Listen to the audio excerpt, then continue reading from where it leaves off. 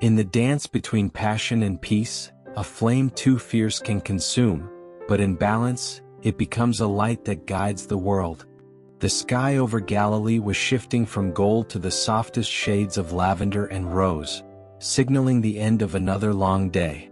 Jesus and his disciples had returned from a journey that had taken them to nearby villages, places where they had encountered the sick, the hopeless, and the questioning.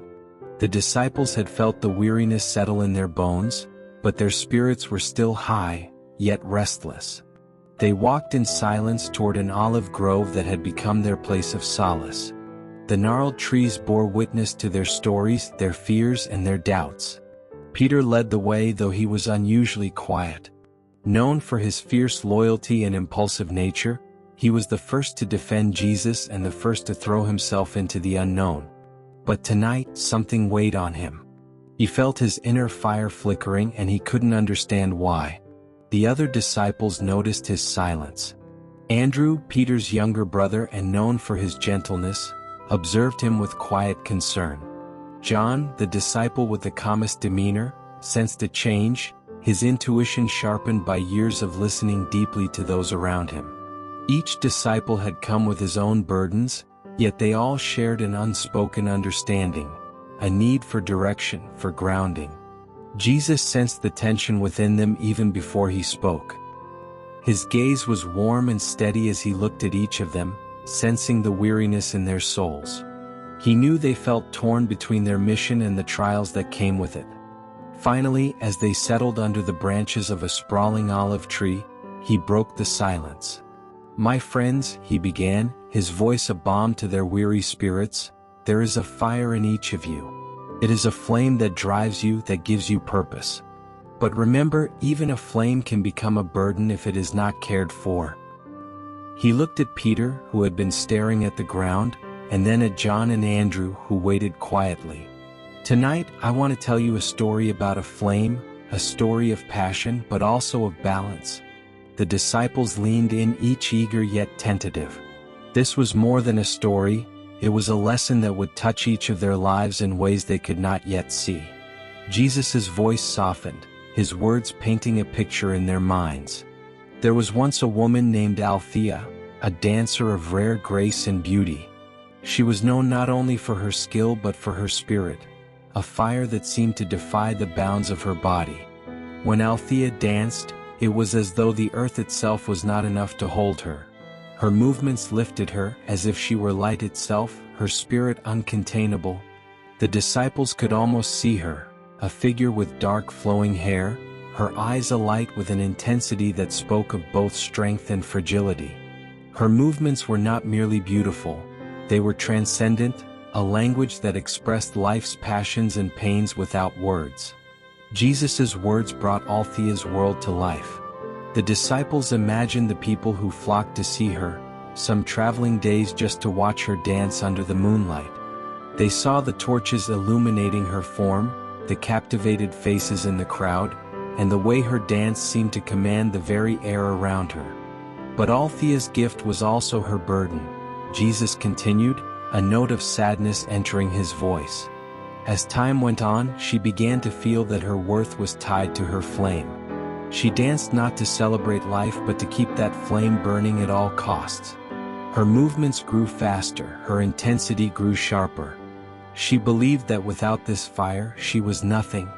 Peter, who often felt his own passion like a double-edged sword, shifted uncomfortably. He understood the pressure to keep pushing, the fear that if he stopped, he would lose everything he was. Andrew, ever the thoughtful one, whispered, "Did she not see what it was doing to her?" Jesus looked at him with compassion. "No, Andrew. In her pursuit of perfection, she became blind to the toll it was taking on her spirit. She pushed herself harder and harder, convinced that her value lay only in her passion. But in doing so, she was slowly consuming herself." The story took a darker turn, and the disciples sensed the weight of what was coming. They felt the shadow of Althea's inner struggle, a warning that their own lives might echo her path if they weren't careful. One evening, Jesus said, his voice heavy with sorrow, Althea prepared for a performance unlike any other. She felt exhausted, her body drained from years of dancing, yet she ignored the weariness in her bones. As she stepped onto the stage, the moonlight casting a silver glow on her form, she poured every last ounce of herself into the dance. The disciples could almost see her, her limbs moving with desperation, her face a mask of fierce determination. The audience watched in awe, unaware of the price she was paying with every step. But as she reached the final movement, Jesus continued, his voice soft, her body gave way. She collapsed to the ground, her spirit shattered, her flames spent. The crowd, who had cheered her only moments before, fell silent. One by one they drifted away, leaving her alone in the darkness. A hush fell over the disciples. They felt her loneliness, her pain. Even Simon, often brash and quick to speak, was silent, his usually confident gaze softened with sorrow. John, whose gentle nature often masked a deep strength, broke the silence. Was there no one to help her? Jesus nodded, his expression both somber and hopeful. Yes, John. There was one who saw her struggle, a man who had watched from the edge of the crowd. He was an elder, his face lined with wisdom, his eyes filled with compassion. As the others walked away, he approached her and knelt beside her. Jesus' words seemed to draw the elder into their midst, a figure with a calm presence that filled the disciples with a sense of peace. They could almost feel the warmth of his gaze, the quiet strength that radiated from him. "Why do you dance as though trying to keep a fire from going out?" he asked her, his voice soft and steady. Jesus continued. Althea, her body weak and her heart heavy, whispered, "My passion is all I have. Without it I am nothing." The disciples felt her pain as if it were their own, the anguish of feeling that one's worth depended on an unrelenting pursuit.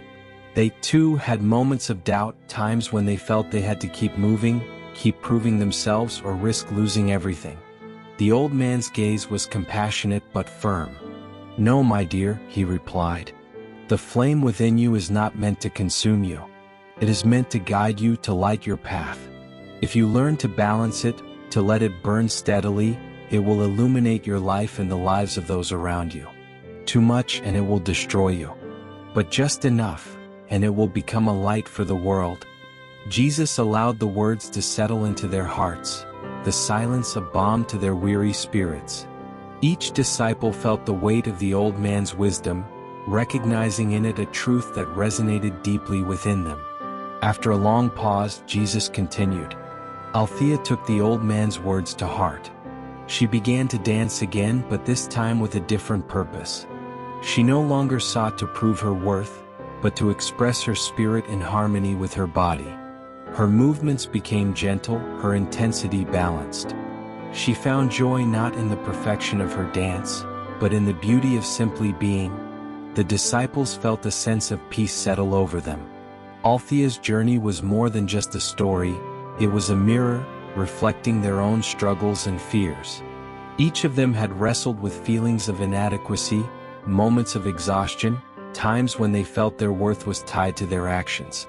Peter, who had often been the first to act, felt a quiet hope rising within him. He had believed his value lay in his passion, in his ability to be the strongest, the most loyal. But now he saw that his true strength was not in unrelenting intensity, but in the grace of balance. Jesus looked at each of them, his gaze filled with love and understanding. "My dear friends," he said softly, "each of you carries a flame within you. It is a gift, a light that gives you strength and purpose. But remember, this flame is not meant to consume you. Do not let the pressures of this world, or the demands you place upon yourself, burn you to ashes." The disciples listened with their whole hearts. Jesus' words were not only wise but healing. They felt as though a burden had been lifted, a weight they had carried without realizing it. Peter, whose fierce loyalty often drove him to act before thinking, felt a tear slip down his cheek. He had always believed that he had to prove himself, to show his love through actions and sacrifice.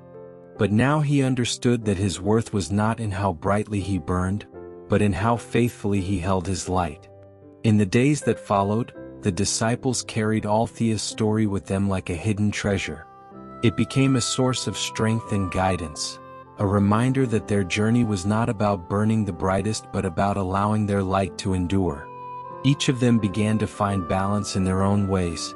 Peter practiced patience, restraining his impulses and learning to act with intention. John embraced his quiet nature, realizing that his calm presence was a gift that brought peace to others.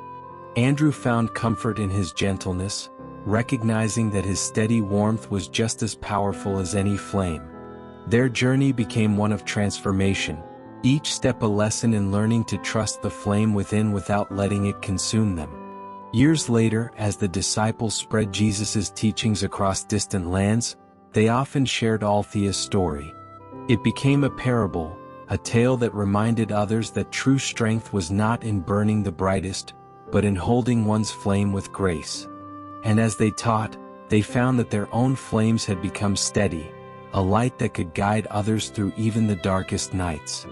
Through Althea's story, they learned not only to balance their own flames but to become beacons for a world in need of light. And in that balance they found a peace that would sustain them for a lifetime. This is end of the story. Comment amen if you believe in Jesus' blessings. Please like this video and subscribe this channel for more Jesus story like this. May the God watch over you.